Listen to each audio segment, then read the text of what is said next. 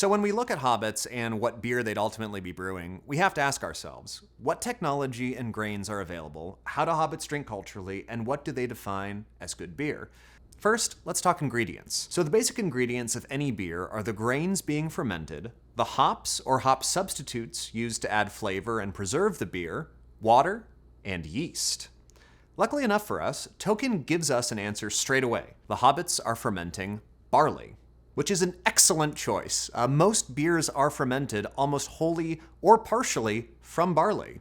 Now, the second question, what hops did the hobbits use, or even did the hobbits use hops at all, is going to lead us down two very different paths. For as long as humans have been brewing beer, and some say that we've been doing it for almost 12,000 years, hops have only definitively been used for around the last 1,000.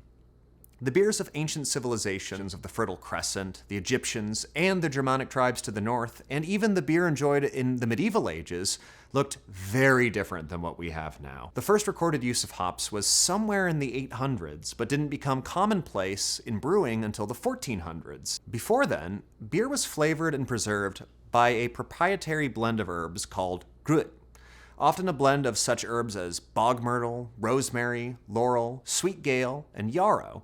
I don't know what any of these taste like, but I imagine that they taste like an old English ivy wall. Dirty, rat-infested, mossy, but with a hint of, rose. Remember that without the bitter flavors added by hops, beer would taste very malty and very sweet. Different regions produce different hops that will impart flavors ranging from lemongrass and green herbs all the way to juicy pineapple and tropical fruit notes. Second question, water.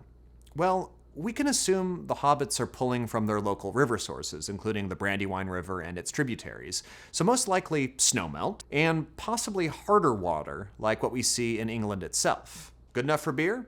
Good enough to keep the Nazgul away. Now the last ingredient, yeasts.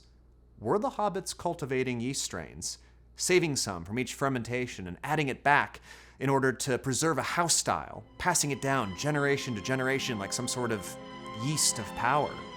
Or were they simply letting their ale sit uncovered, exposed to the open air, and letting it take in wild yeasts from the surrounding countryside? Yes, I know that sounds gross, but this technique is still used today and is one of the main reasons you like the beers you like, you sick weirdos. Were they doing some combination of both?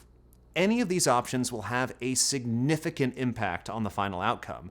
Remember that yeast is the key ingredient in brewing that metabolizes sugars and turns them into alcohol and imparts unique flavors based on the strain. Lastly, we have to ask ourselves, what equipment do